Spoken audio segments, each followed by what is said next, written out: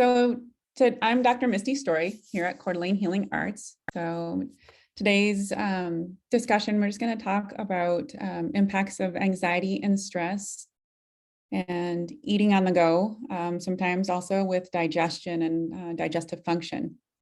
And I think it's an important topic because unfortunately, I don't think people understand how much this can impact what's going on. A lot of us have digestive issues. It's some of the biggest complaints of people going into the doctor.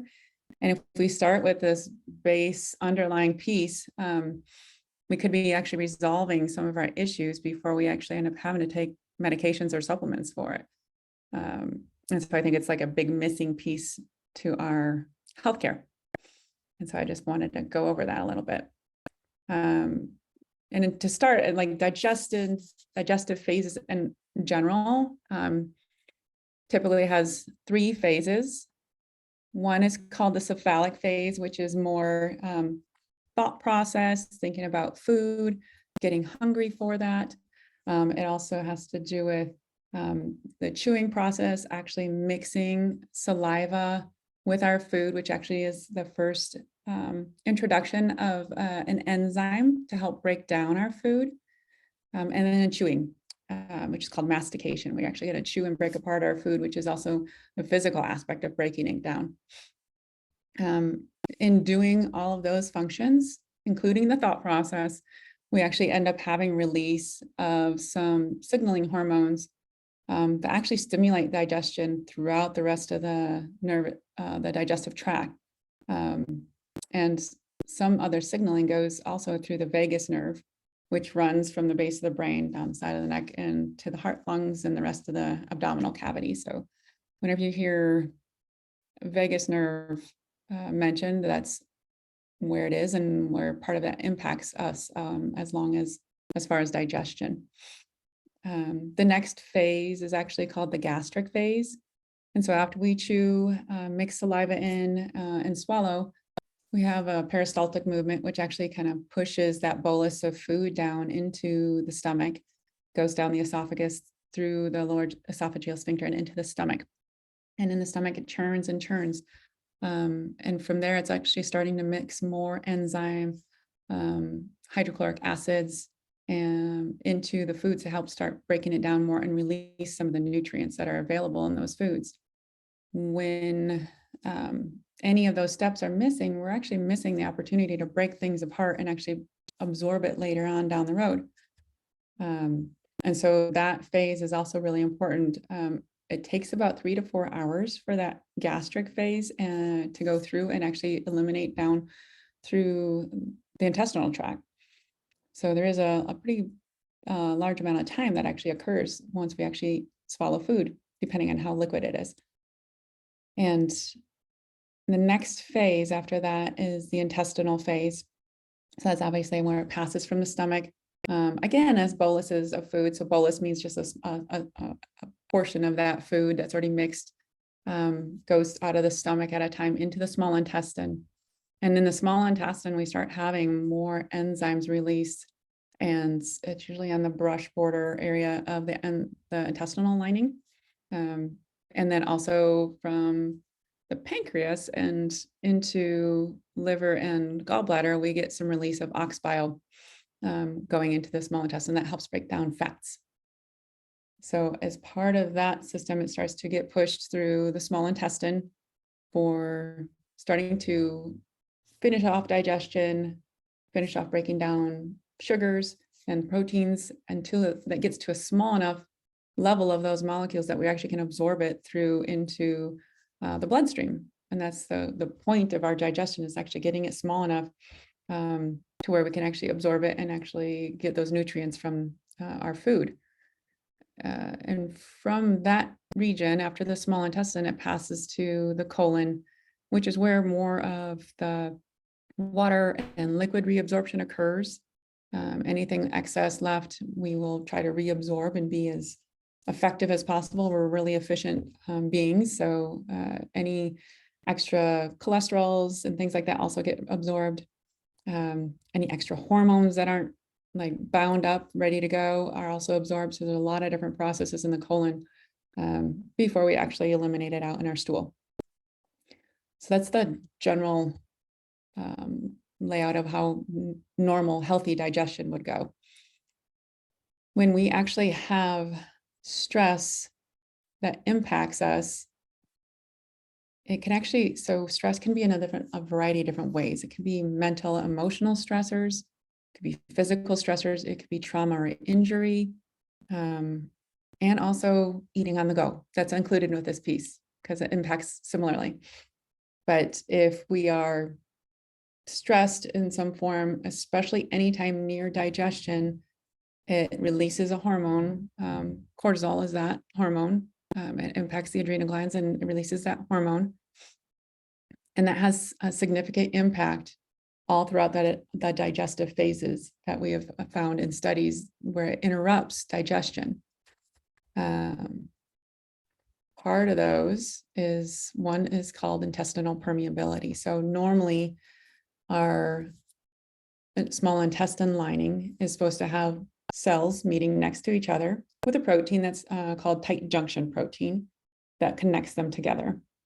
And when we actually are having more cortisol release, impacting areas that actually release inflammatory chemicals, that actually starts to break apart that protein. So no longer do we have that good tight junction. We can actually have larger protein molecules go across into the bloodstream.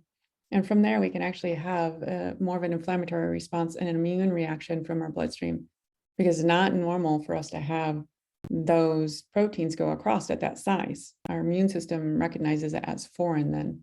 So a lot of times we're not tolerating foods and we're having gas and bloating, diarrhea, even constipation for some people.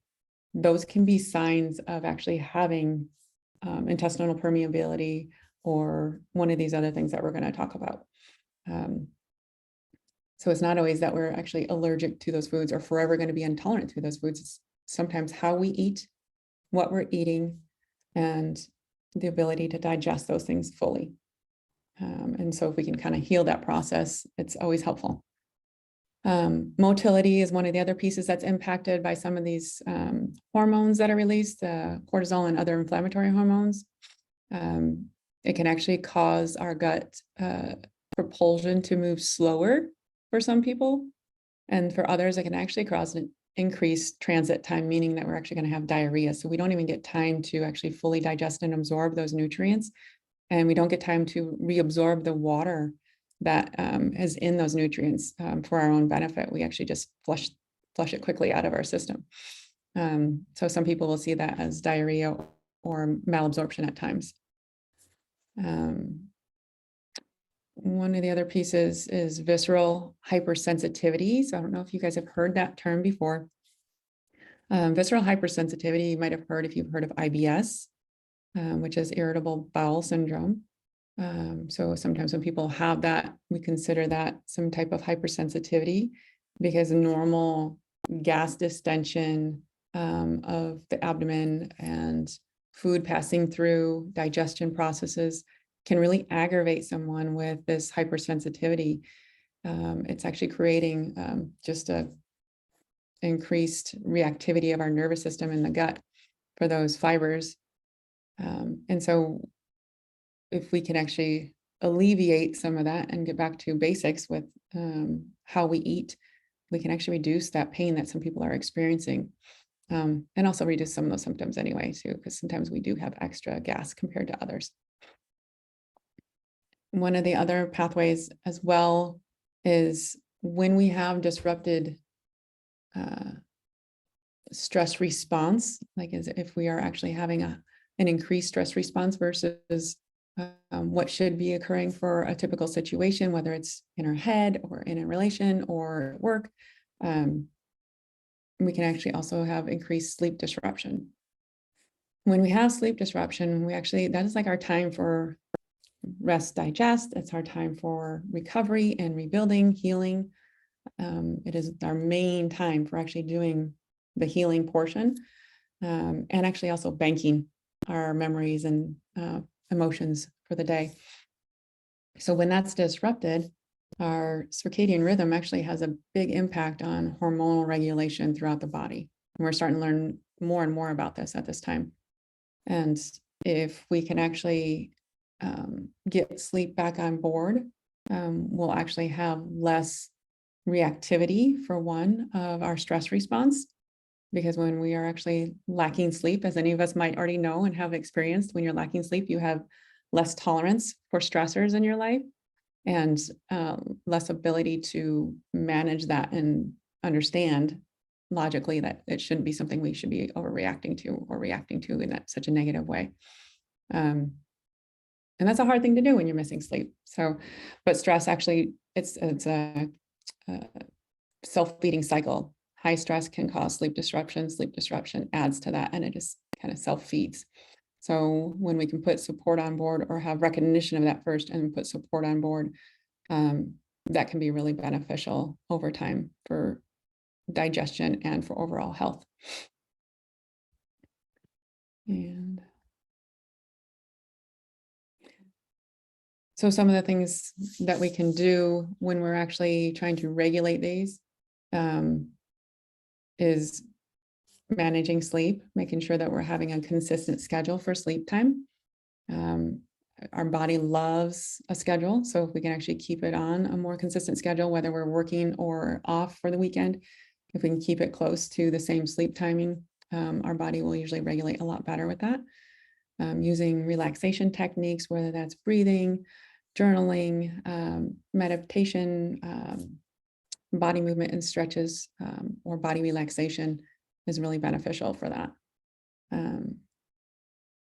Maintaining a healthy diet overall is going to be really beneficial for helping manage stress and anxiety. If we are getting a proper balanced diet that actually has good protein, carbs, and good fats, that actually helps keep our blood sugar regulation a little bit more level. Not ingesting like higher sugar, higher glycemic foods that are quick to break down and cause blood sugar spikes and dips. So all those things are super helpful. Healthy, dark, and colorful greens and fruits and veg are essential for like creating and allowing having nutrient density in our foods. And those actually help us when we're trying to help people with anxiety and stress as well, because when we're stressed, we eat up all of our B vitamins, which are really needed for nervous system support and energy management. Anytime our body is stressed, that they tend to get depleted really quickly. So any kind of nutrient dense foods helps with that. They also help being antioxidative in general for supporting gut lining function. All of those things in the diet also help with the microbiome because that can get disrupted when there's an inflammatory response. So along the lines earlier when I was saying that there's an inflammatory response from higher stress, if we can actually help subdue that to some extent with our food and our food choices, meaning, you know, the healthier options versus higher fat or higher cholesterol foods, not higher fat, but good fat versus saturated fats or fried fats, oxidated fats. Any kind of good nutrient dense foods would be more beneficial in the gut microbiome and feeding that and keeping that healthy. One other major piece to stress management is perception. And it's always easy to say when you're the other person, but it is really so true that if we can actually recognize where our stressors are and understand why we're having them and whatever response we have to them, if we can actually start to recognize that and try to put that in the bigger picture of life, of health, of relationships, then we can actually manage our response to that stressor, meaning that we may not have such a high level of cortisol release, which is that stress hormone, when we have some kind of trigger happen to us. And if we can manage that over time, our stress response gets less and less, meaning that we will actually have better digestion in the end over time. And as far as Eating on the run. So one of the other pieces, stress is one of the other things that we've been talking about a lot, and the anxiety response in the body. But eating on the run, our body doesn't digest well in what's called the sympathetic state, which is that stress state, or eating quickly and in a non-aware state of being. So when we're eating mindlessly, or driving in our car, or eating at work as we're trying to shovel in food between visits or the next job that we have to do, we're not in that cephalic phase that I talked about earlier, where it's in our mind. We're actually thinking about our food, hungry for our food, and aware of the food we're putting in our mouth and in our body. That phase is extremely important, because if we're in the more sympathetic or aggravated state, nervous state, our body is not going to send the right signals. We're not going to release enzymes. We're not going to tell our body that we need to start moving through our digestive tract. We're not going to put all the energy and the blood circulation to our gut. We're actually going to be putting into other areas like our brain and our muscles, because we're in fear that we're actually needing to be doing something next, instead of actually eating and being present with what we're doing at that moment. So eating on the go can be really detrimental. I know we all do it. I've done it many times this past week, unfortunately. And, but just the awareness of that, and trying to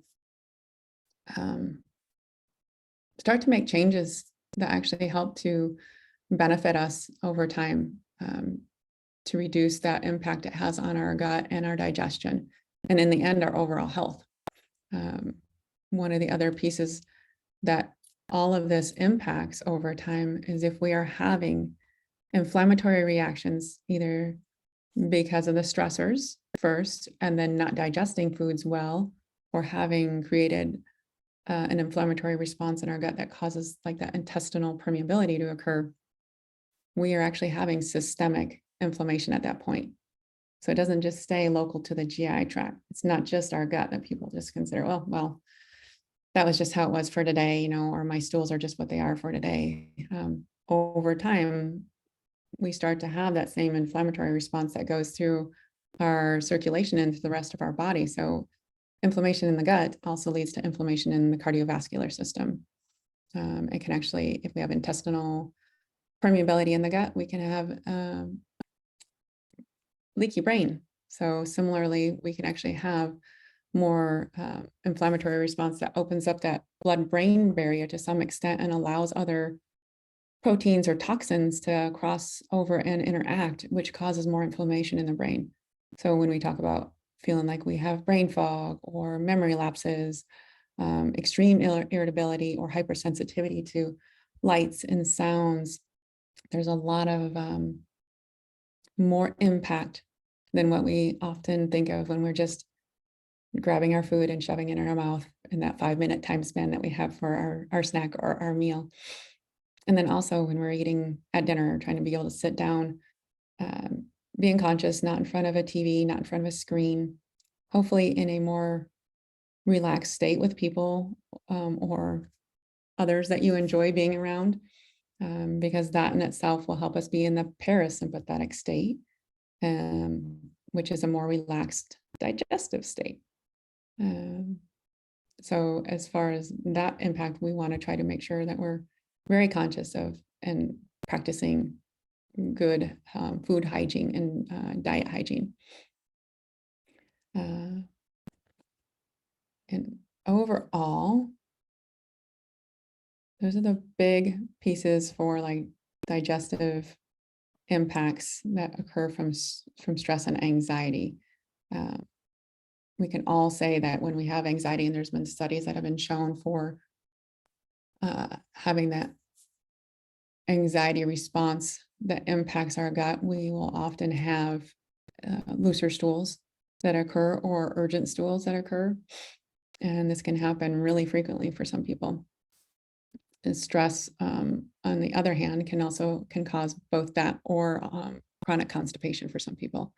The transit slows down so significantly, and our gut is just not on board. Our body is not putting the energy or the signaling into it to say that this is what needs to be happening right now is digestion versus, fear that something else is missing, that we haven't finished a task. Those are all pieces that we can often in our society, all of us can work on, trying to figure out where our stressors lie and our anxieties lie, and what is our dinner table like? What is our breakfast time like? What's our lunch time like?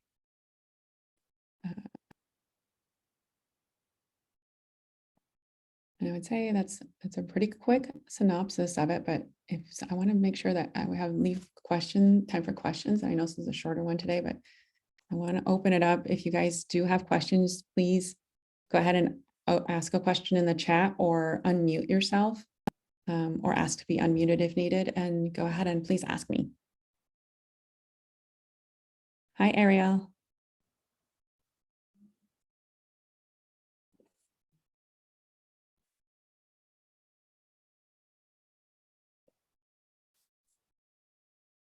Does sugar affect digestion? Yes, it does. So it's a great question.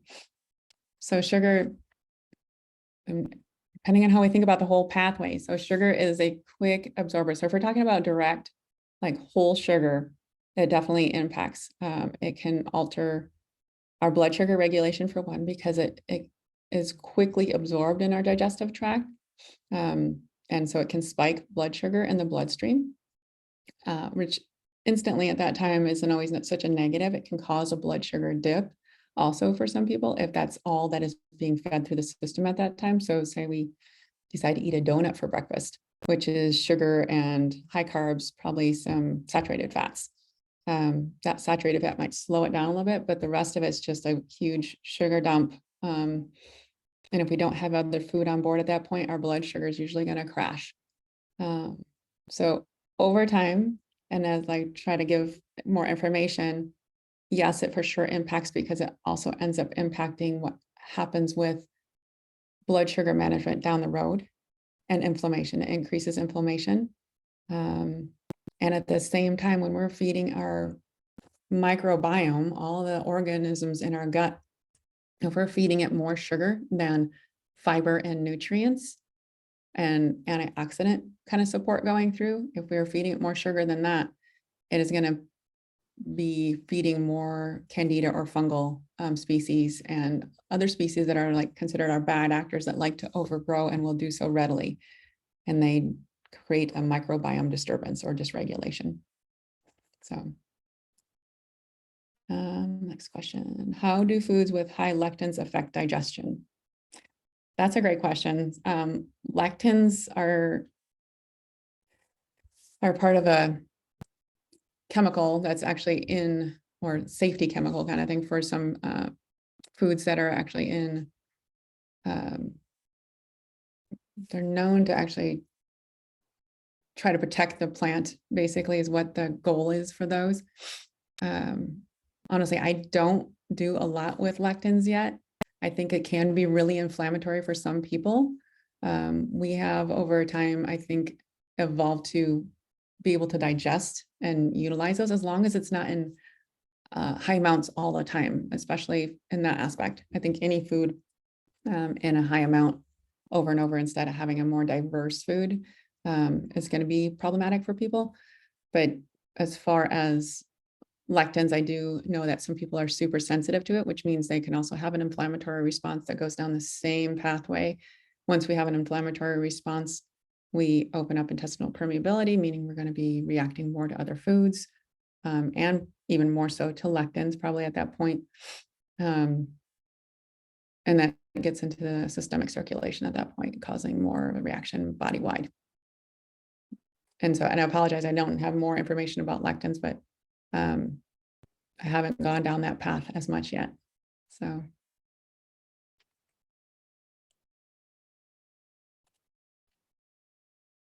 Anybody else? Anybody have specific or other questions like that? Or something that has to do with personal experience, or you want to share? This is our time to get to talk to others in the community and kind of learn more about each other and about what we can do for ourselves.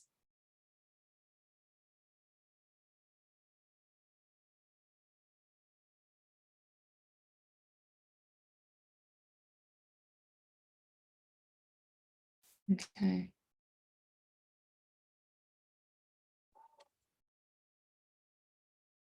So anything else anybody wants to learn about? And actually also, this is a good question for you guys because I'm new here, obviously, and still opening up different ideas for discussion, like when I do other talks. So does anybody have specific talks that either, if you've already looked at our website to see what's for this year so far, is there anything you guys specifically want to hear about or know about?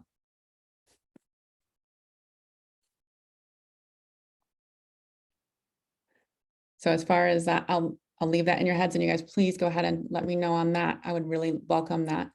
And then somebody else asked, what are suggestions for snacks on the go? High protein or high fiber?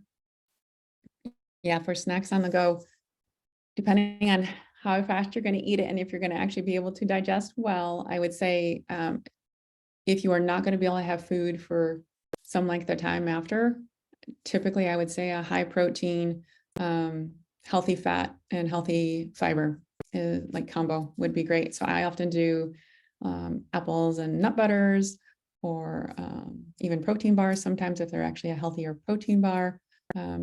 Turkey and cheese if you have the ability to do dairy. Some things like that are really healthier at least. You can also make seed balls and things like that that actually have good healthy fiber, good healthy fats and protein as well. And they can, so and in that aspect, it gives you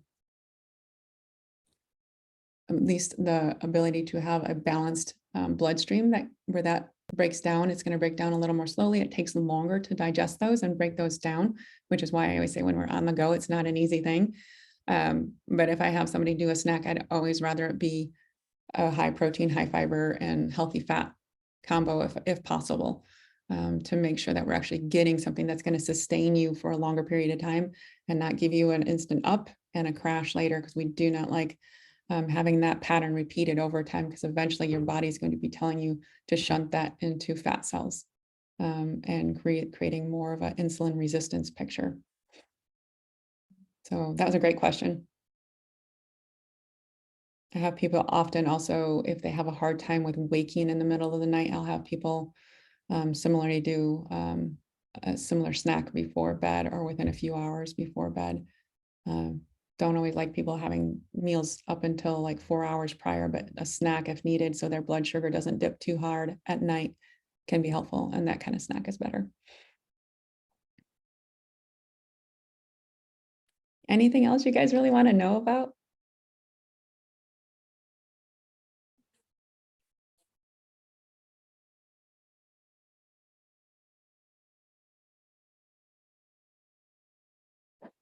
I'll wait a couple more minutes to see if anybody has questions that come up. I think some of you missed a portion of it. So, and it wasn't a long one today. So the video for it, when we're done, will be uploaded within the next week, I believe. So if you guys missed it, you can go ahead and get on there and watch it and see.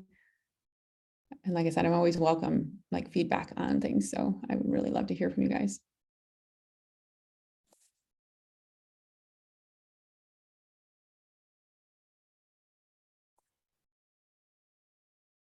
Okay.